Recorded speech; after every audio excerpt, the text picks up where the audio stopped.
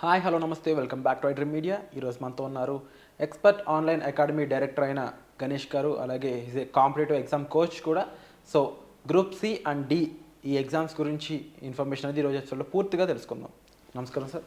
నమస్తే అండి. Sir, after Covid ఇది ఒక బిగ్ నోటిఫికేషన్ అని చెప్పొచ్చేమో. మొదటిసారిగా గ్రూప్ సి అండ్ డికి సంబంధించి నోటిఫికేషన్స్ అయితే వెలువడ్డాయి. వాటికి సంబంధించి ఇన్ఫర్మేషన్ ఏ విధంగా ఉంది, ముఖ్యంగా డేట్స్ అయి ఉండొచ్చు, సిలబస్ అయి ఉండొచ్చు, దానికి ఏ విధంగా ప్రిపేర్ అవ్వాలంటారు స్టూడెంట్స్ అనేవాళ్ళు, కాస్త చెప్పండి సార్. ఫస్ట్ ఈ RRB group C and D అంటే పోస్ట్ కోవిడ్ మనకి దగ్గర 32,438 పోస్టులు వెలువడ్డాయి సార్. ఇది పెద్ద నెంబర్ అని చెప్పొచ్చు. చాలా పెద్ద నెంబర్ ఇది. అండ్ ఎస్పెషల్లీ నిరుద్యోగులకి ఇది సదవకాశం. ఎస్పెషల్లీ మన ఆంధ్ర, తెలంగాణ, తెలుగు స్పీకింగ్ పీపుల్కి ఇది మంచి సదవకాశం అనే చెప్పుకోవాలి. ఎందుకంటే మన వాళ్ళు మ్యాథమెటిక్స్లో, అర్థమెటిక్ రీజనింగ్లో చాలా స్ట్రాంగ్ ఉంటారు కాబట్టి ఇది నిరుద్యోగం నుంచి బయటికి రావడానికి చాలా మంచి సదవకాశం అని చెప్పుకోవాలి మనం. సో దీన్ని మీరు ఎలిజిబిలిటీ క్రైటీరియా అడిగారు కాబట్టి దీనికి మినిమం 10th క్లాస్ పాస్ అయి ఉంటే చాలు.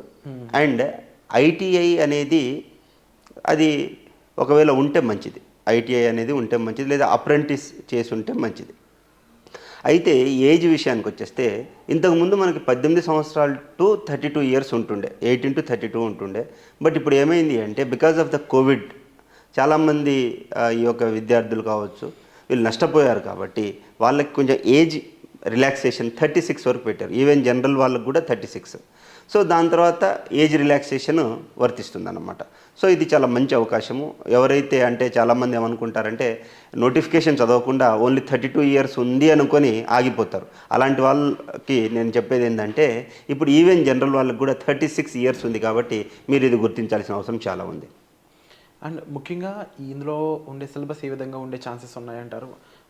ప్రీవియస్ క్వశ్చన్ పేపర్స్ అనేవి ఎంతవరకు వాల్యూ? ఎందుకంటే ఆఫ్టర్ లాంగ్ టైం తర్వాత నోటిఫికేషన్స్ వస్తున్నాయి కాబట్టి ప్రీవియస్ క్వశ్చన్ పేపర్స్కి ఏమన్నా వర్త్ ఉంటుందా? అండ్ కట్ ఆఫ్స్ వెయిటేజ్ ఏ విధంగా ఉండే ఛాన్సెస్ ఉన్నాయంటారు? ఇప్పుడు ఇది ఇన్ టోటల్గా 100 మార్క్స్కి ఉంటుందండి. ఈ 100 మార్క్స్లో maths 25, general science 25, reasoning and intelligence 25, and general awareness అనేది 20 మార్క్స్కి ఉంటుంది. సో 100 మార్క్స్కి ఉంటుంది ఇది. ఈ 100 మార్క్స్ జనరల్గా ఎవరైతే కరెంట్ అఫైర్స్ బాగా చదువుతారో, ఎవరికైతే మ్యాథ్స్ కొంత అవగాహన ఉంటుందో, దాంతోపాటుగా ఇక్కడ మనం జనరల్ సైన్స్ అని మాట్లాడుతున్నాం. జనరల్ సైన్స్ అంటే ఇక్కడ మన మేజర్ పబ్లికేషన్స్ లైక్ అరహంత్ పబ్లికేషన్స్ కావచ్చు, లేదు అనుకుంటే ఈ సిబిఎస్ఈ బుక్స్ ఉంటాయి, ఎన్సీఆర్టీ బుక్స్. ఈ ఎన్సీఆర్టీ బుక్స్ని థరోగా ఏది 6th నుంచి 10th వరకు థరోగా చదివినట్లయితే వాళ్ళకి మ్యాక్సిమం మార్క్స్ రావడానికి పాసిబిలిటీ ఉంటుంది. సో ఇది అక్రాస్ ఇండియా ఎగ్జామ్ రాసే పాసిబిలిటీ ఉంటుంది కాబట్టి మనకి అత్యధిక ఎక్కువ మార్కులు వస్తేనే సర్వీస్ రావడానికి పాసిబిలిటీ ఉంటుందండి. మీరు నెక్స్ట్ అడిగిన క్వశ్చన్ ఏంటంటే ప్రీవియస్ ఇయర్ క్వశ్చన్స్ యొక్క వెయిటేజ్ ఏ విధంగా ఉంటుందనేది మీరు అడుగుతున్నారు. ఎప్పుడైనా సరే అది ఏ కాంపిటేటివ్ ఎగ్జామ్ అయినా కానివ్వండి, it may be from group D services, like ఇప్పుడు మనం ఆర్ఆర్బి గ్రూప్ డి అని మాట్లాడుతున్నాం. అక్కడ నుంచి మనం ఐఏఎస్, ఐపీఎస్ లాంటి సివిల్ సర్వీసెస్ రాసే ఎగ్జామ్ నిన్న తీసుకోండి. ఎప్పుడైనా సరే ప్రీవియస్ ఇయర్ క్వశ్చన్స్ అనేవి మనకి దిశను చూపిస్తుంది. మన ప్రిపరేషన్ యొక్క దిశను మార్చేది ఏంటంటే ప్రీవియస్ ఇయర్ పేపర్స్. మనకి అంటే ఈ రీసెంట్ పాస్ట్లో ఎగ్జామ్ జరగకపోయినా ఇంతకుముందు చాలా RRB group C, group D exams జరిగాయి. సో కొన్ని బుక్స్ ఉంటాయి, కిరణ్ పబ్లికేషన్ లాంటి బుక్స్ ఉంటాయి, లేదా అరహంత్ పబ్లికేషన్ లాంటి బుక్స్ ఉంటాయి.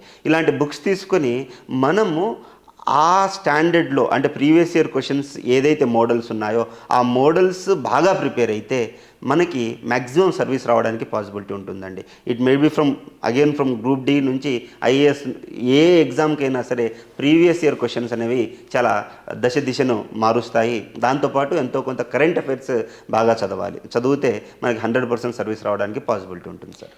మోస్ట్లీ ఎక్కడెక్కడ స్టూడెంట్స్ అనే వాళ్ళు జాగ్రత్త పడాలంటారు? ప్రిపరేషన్లో ఎటువంటి అంశాలని ముఖ్యంగా దృష్టిలోకి తీసుకోవాలంటారు ఇందులో? ఇప్పుడు ఎవరైతే నాన్ మ్యాథ్స్ స్టూడెంట్స్ ఉన్నారో అండి, ఈ నాన్ మ్యాథ్స్ స్టూడెంట్స్ ఏం చేయాలి సార్ అంటే వాళ్ళు బేసిక్ నెంబర్ సిస్టమ్ నుంచి స్టార్ట్ చేసి వాళ్ళకు వచ్చేటటువంటి ఈ 25 మార్కుల్లో కనీసం 20+ మార్క్స్ తీసుకురాగలిగితే చాలా బాగుంటుందండి. ఎందుకంటే మ్యాథ్స్ బ్యాక్గ్రౌండ్ స్టూడెంట్స్కి ఎలాంటి బెనిఫిట్ ఉంటుందంటే 25కి 25 మార్కులు తెచ్చుకోవడం పాసిబిలిటీ ఉంటుంది.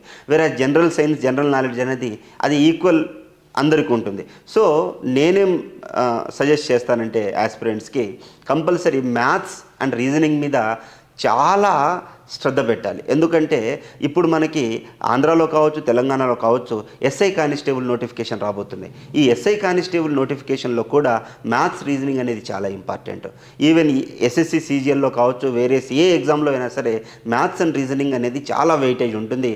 సో మీకు ఒకవేళ ఈ యొక్క మ్యాథ్స్ రీజనింగ్లో ఇబ్బంది ఉంటే మనం ఏం చేయాలి అంటే ప్రాపర్ టీచర్ల దగ్గర కోచింగ్ తీసుకోవడం కావచ్చు, లేదు అనుకుంటే ఫెల్లో ఆస్పిరెంట్స్ ఎవరైతే ఉంటారో రూమ్మేట్స్ కావచ్చు, ఫ్రెండ్స్ కావచ్చు, వాళ్ళ దగ్గర నేర్చుకొని అంటే మ్యాథ్స్ అనే ఫోబియా లేకుండా కొంచెం కష్టపడితే 100% సర్వీస్ వస్తుంది. అండ్ మీరు అడిగిన దానికి ఎక్కడ మనం ఎక్కువ మిస్టేక్ చేసే పాసిబిలిటీ ఉంటుందంటే మ్యాథ్స్ అండ్ రీజనింగ్ దగ్గర అక్కడ మిస్టేక్ చేసే పాసిబిలిటీ ఉంది. రెండోది ఏంటంటే ఈ యొక్క స్టాటిక్ సిలబస్ చదువుతూ అది చాలా ఎక్కువ ఉంటుంది, వ్యాస్ట్ ఉంటుంది, కరెంట్ అఫైర్స్ మిస్ చేస్తారు. సో ఈ కరెంట్ అఫైర్స్ని ఫస్ట్ నుంచే ఒక నోట్స్లా రాసుకోగలిగితే మనకి 100% సర్వీస్ రావడానికి పాసిబిలిటీ ఉంటుందండి. సో గణేష్ గారు మీరు చెప్పండి, most of the people pass percentage సంపాదించడానికి ఏదైనా టిప్స్ కానీ టెక్నిక్స్ కానీ ఉన్నాయి? పాస్ పర్సంటేజ్ అంటే ఒకటే అండి, ఫస్ట్ మనము సిలబస్ కాపీ ఏదైతే ఉందో సిలబస్లో ఉన్న అన్ని అంశాల మీద, ఫర్ ఎగ్జాంపుల్ ఒక సింప్లిఫికేషన్ అని ఒక టాపిక్ ఉంది. ఆ సింప్లిఫికేషన్ అనే టాపిక్లో ఒక 20 మోడల్స్ ఉంటాయి. ఆ 20 మోడల్స్ కంపల్సరీ మీకు అవగాహన ఉండాలి. And previous year bits solve చేస్తూ ఉండగలగాలి. ఈ విధంగా ఎక్కడెక్కడ ఎక్కువ మార్కులు వస్తాయి ప్రీవియస్ ఇయర్ని క్వశ్చన్ మనము సాల్వ్ చేసి దాని తర్వాత దాని మీదే ఎక్కువ ఫోకస్ చేస్తే మనకి 100% సర్వీస్ రావడానికి పాసిబిలిటీ ఉంటుంది. Wonderful sir. అండ్ స్టూడెంట్స్కి ముఖ్యంగా ఛాలెంజెస్ లాంటివి అనిపించే ఎక్కడ ఉంటారు ఈ ఎగ్జామ్లో? ముఖ్యంగా ఈ ఎగ్జామ్ మెయిన్ ఛాలెంజ్ ఏంటంటే అండి, ఇప్పుడు group C, group D first మన ఇండియాలో పాపులేషన్ విపరీతంగా పెరిగింది. దాంతోపాటు డిగ్రీ గ్రాడ్యుయేట్స్ వస్తున్నారు, బీటెక్ గ్రాడ్యుయేట్స్ కావచ్చు, అందరూ ఎక్కువ వస్తున్నారు. అండ్ దీని క్వాలిఫికేషన్ 10th క్లాస్.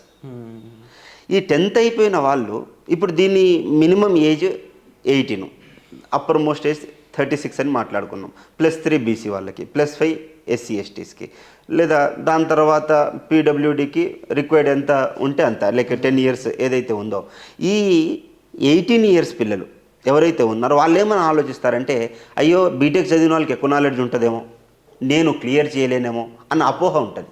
అలా ఏమి ఉండదండి. మనం ఏం చేయాలి అంటే సిలబస్ కాపీ తీసుకొని ప్రాపర్ కోచింగ్ తీసుకోగలిగితే 100% సర్వీస్ రావడానికి పాసిబిలిటీ ఉంటుంది సార్. Wonderful sir. సో విన్నారు కదండి, గ్రూప్ సి, గ్రూప్ టీకి సంబంధించి ఆర్ఆర్బీకి ఎలా ప్రిపేర్ అవ్వాలి ఏంటి అనేది. మీకు మరింత సలహాలు, సూచనలు కావాలనుకున్నట్టయితే డిస్ప్లే అవుతున్న నెంబర్స్ కాల్ చేసి మీరు గణేష్ గారి యొక్క హెల్ప్ అనేది తీసుకోవచ్చు. అండ్ అప్కమింగ్ కాంపిటేటివ్ ఎగ్జామ్స్ సంబంధించి మీరు ఏ ఇన్ఫర్మేషన్ కావాలనుకుంటున్నారో కామెంట్ సెక్షన్లో చాలా క్లియర్గా మెన్షన్ చేయండి. వాటిపై ఒక different and focus oriented episodes మీ ముందు తీసుకురావడానికి మేము తప్పకుండా ప్రయత్నిస్తాం. వచ్చే ఎపిసోడ్లో మళ్ళీ కలుద్దామండి. Thank you so much sir. Thank you.